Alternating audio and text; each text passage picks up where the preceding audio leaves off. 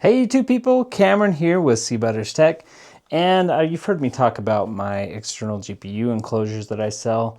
One of the things I'm seeing right now is things have gotten so expensive. I don't have to tell you guys that. Our AI overlords insist on taking all hardware away from standard consumers and putting everything in the cloud, and that's affecting us. What I've seen is these eGPU enclosures. I made a low-cost option that let you take a gigabyte LPOC card and build a really nice eGPU. When I did that, the price was around $300 to $350 for that GPU. Now what I'm seeing is it's really hard to find that card for less than even $450. And not only that, but the eGPU circuitry that you use inside of these has gone up a lot as well. The best prices are in the links in the description, and also if you follow the link to my page where I show you how to build your own external GPU, you can find those there. So I've come up with this. So if you look closely, you can see we've got a little blue ring in there.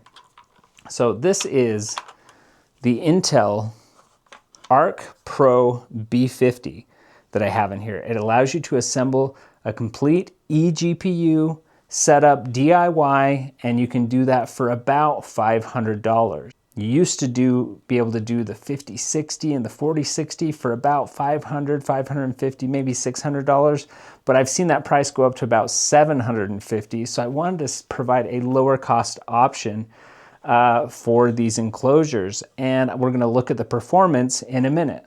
But first, a word from our sponsor. Gamers and creators, meet the desk that actually levels up your entire command center.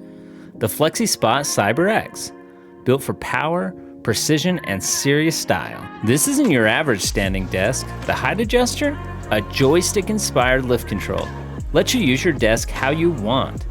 The premium tabletop has a sleek carbon fiber texture with an ergonomic curve for all-day comfort. But here's the huge win for gamers with wireless accessories.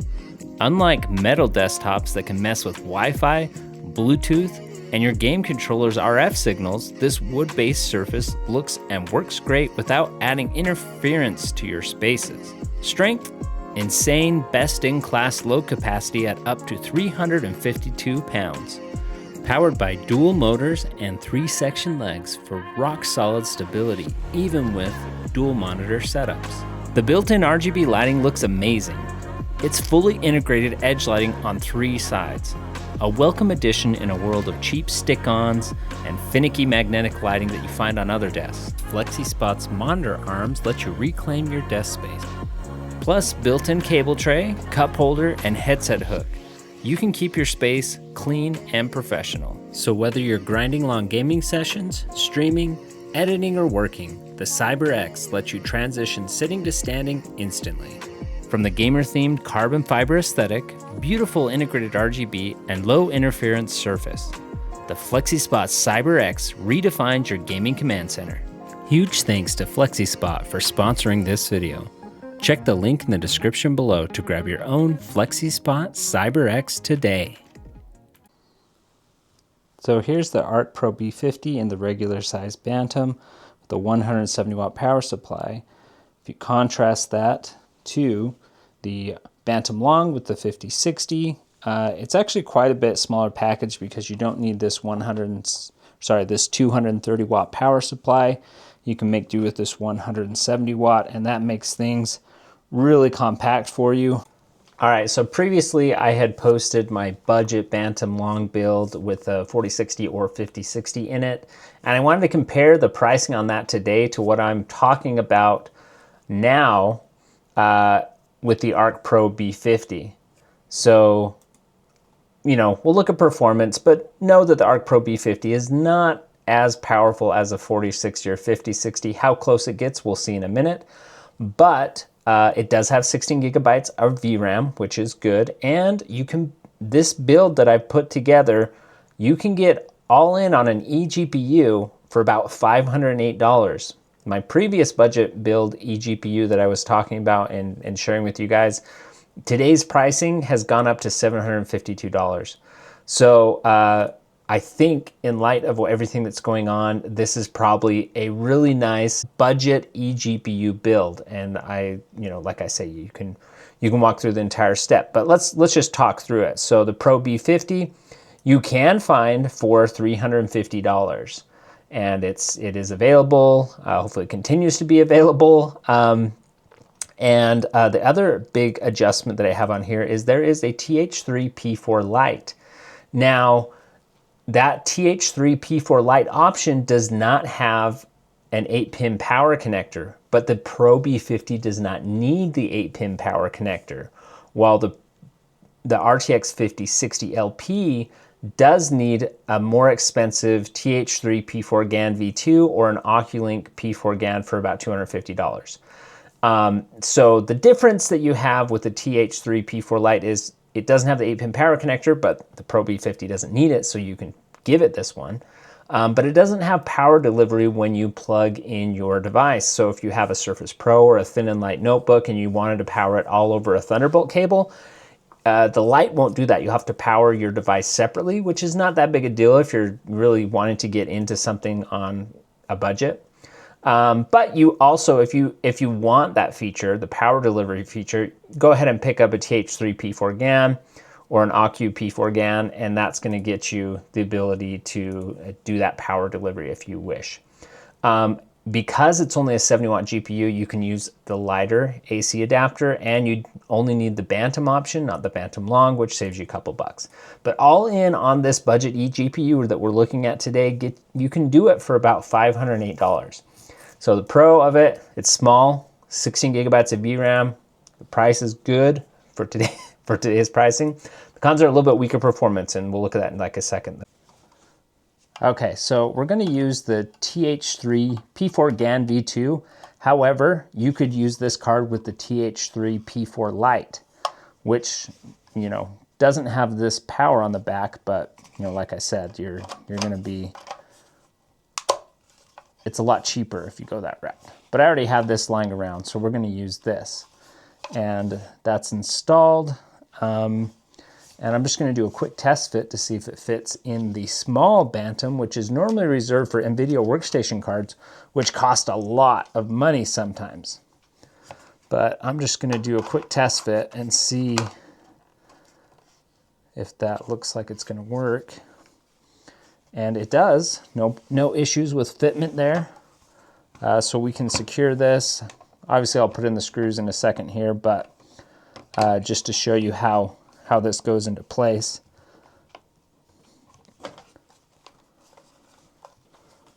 Use it like this, and good to go.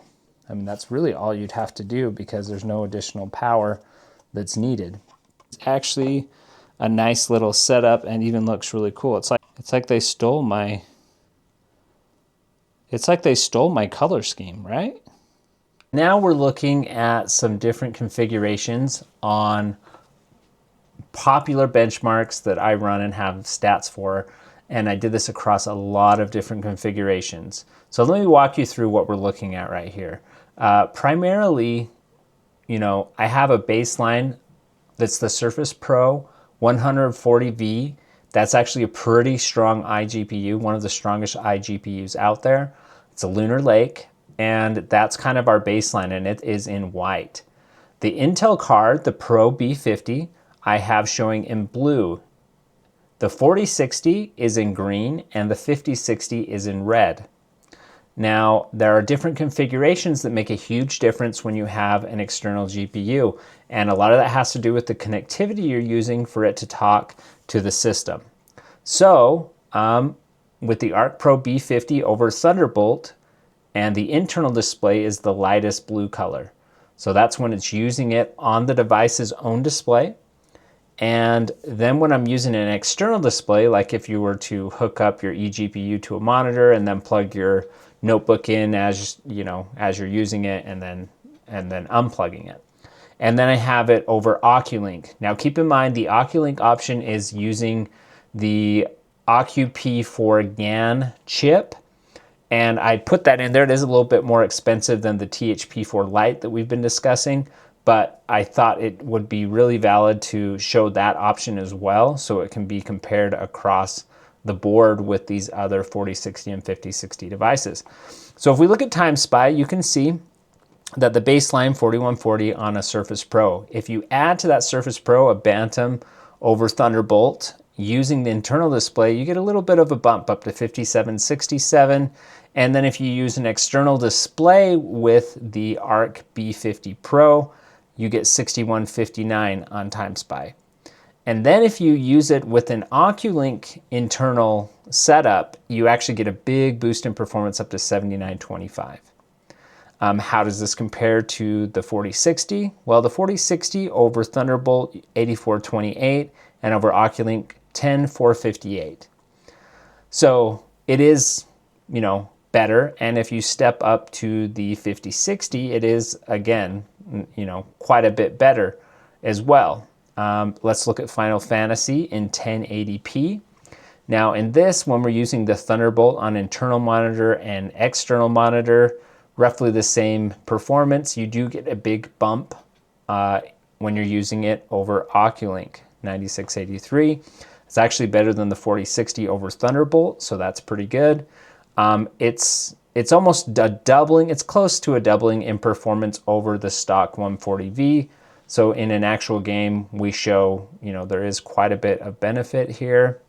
And then you obviously are seeing how that compares to the 4060 in both the Thunderbolt and Oculink setups, and the Thunderbolt and external display Thunderbolt and Oculink for the 5060. I also threw some compute in there because this graphics card does have 16 gigabytes of VRAM. So I wanted to see how it compared to these other devices. Now, this is using Llama 3.1. It's an 8 billion parameter model. And what you would see with an Intel chip with 16 gigabytes of VRAM, if you stepped up to a 24 billion parameter model or a 32 billion parameter model, you'd actually see both the 5060 and 4060 slow way down because they only have 8 gigabytes of VRAM, and the Intel would maintain more performance than they would because they're having to shuttle stuff across system memory. So, but I did throw that LLM benchmark in there for those of you who care about compute. So, where does that leave us? So as I was thinking about how to conclude, I wanted to kind of throw something else in here, and that is, this is the Surface Pro 11 Intel, and it does have a very strong iGPU. A lot of people aren't on that yet. If you have a Surface Pro 9, Surface Pro 10, anything that's like a series, Core Ultra Series 1, like a 165U, you can see that performance is quite low. So it gets about 2012. So you're actually looking at a 3x or 3 to 5x performance jump by moving to the Arc Pro B50. If you have a more general, a little bit older Surface Pro 10 class, if your laptop's a little bit older with Thunderbolt, it actually is quite a big jump in performance. Not quite as much as it would be with the 4060 or 5060 option, but keep in mind you would be paying almost $250, $300 more for a 4060, 5060 setup than you would for the Arc Pro B50, and the Arc Pro B50 would be lighter and easier to carry. So there's one more thing that I need to discuss with the Arc Pro B50, and that is the Arc Pro B50 has a little bit different setup than maybe other graphics cards do, and that is it is heavily reliant upon resizable bar. And if you're using it over Thunderbolt, you don't get resizable bar. And that's part of why we see the Oculink numbers jump so high. And why you see, like, for example, on the NVIDIA cards, if you go from internal display to external display, you actually see a pretty big jump in performance because you now got almost double the bandwidth by not sending the signal back to the internal screen. So you see it respond to that bandwidth. But the Intel B50 has another issue in that it's not just the bandwidth when you're using over Thunderbolt, it's the fact that you're not using resizable bar. The Oculink option does let you gain that performance back because resizable bar can be enabled when you're using it via an Oculink connection. So that's the reason why we're seeing a little bit different behavior between Intel graphics cards and NVIDIA graphics cards. So it's a trade-off, but I hope these charts in general are really useful because there's a lot of confusion when it comes to eGPU because there's just so many variables that you can plug it into. There's actually a lot of testing that goes into this. So anyways, if you like this data, please subscribe. We do a lot of coverage of this type of thing on the channel and so many other cool things that we cover. I'd really appreciate your subscription and even joining. And if you do join at our Bytes tier membership, you get 20% off anything on the store, including a Bantam eGPU enclosure. So I'd love to hear your take in the comments, whether you think building an eGPU with an Intel Arc Pro B50 is worth it. I'd love to hear your take. It's not quite as powerful as other options in this size, but it is a pretty good price and could be super beneficial for those of you who want to put together a powerful, lots of VRAM eGPU device to use on the go. Thanks for watching, and we'll see you on future videos.